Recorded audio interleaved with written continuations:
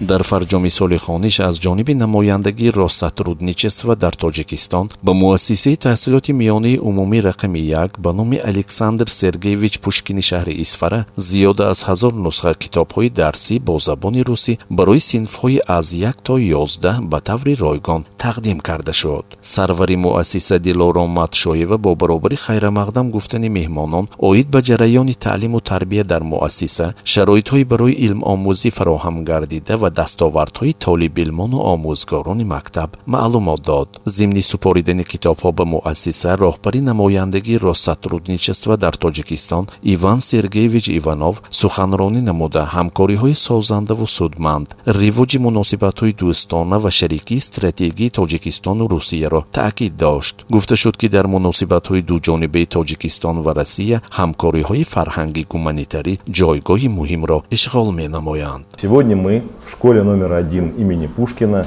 приехали с подарками. Это книги, учебники на русском языке по предметам, по разным замечательным художественной литературе для наших друзей и директора, уважаемой Дилором Хакимовны. Специально была подана заявка для того, чтобы обеспечить наших замечательных школьников с 1 по 11 класс литературой. Ну и, как говорится, вот мы здесь. Очень приятно видеть большое количество олимпиадников здесь среди школьников, ребят, которые чтят традиции и историю родной страны.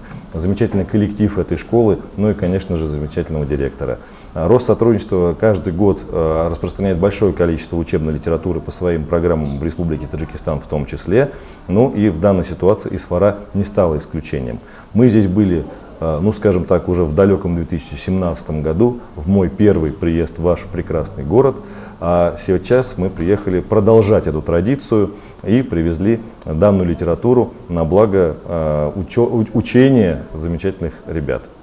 намояндаи вазорати маорифи Федератсияи Россия Татьяна Шорина ва сарвари маркази илми фарҳангии Россия дар шаҳри Исфара Людмила Темирова бо таъкиди зарурияти омӯзиши амиқи илмҳои замона зикр доштанд ки китобҳои нави таълимӣ ба сатҳу сифати донишомӯзии тарбиятгирандагон таъсири мусбӣ хоҳад расонид. Аҳли толибилмону омӯзгорони муассиса аз ин иқдоми намояндагони Россотрудничества дар Тоҷикистон изҳори қаноатмандӣ намуда ба онҳо барои ғамхориву таваҷҷӯҳашон миннатдорӣ карданд. маврид ба зикр аст ки таълимгоҳи мазкур яке аз боргоҳҳои бонуфузи илму маърифат буда давоми мавҷудияти худ ҳазорҳо шогирдон аз ҷумла олимону ходимони намоёни ҷамъиятиву сиёсӣ, зиёиён, соҳибкорон ва шахсиятҳои маъруфро тарбият кардааст.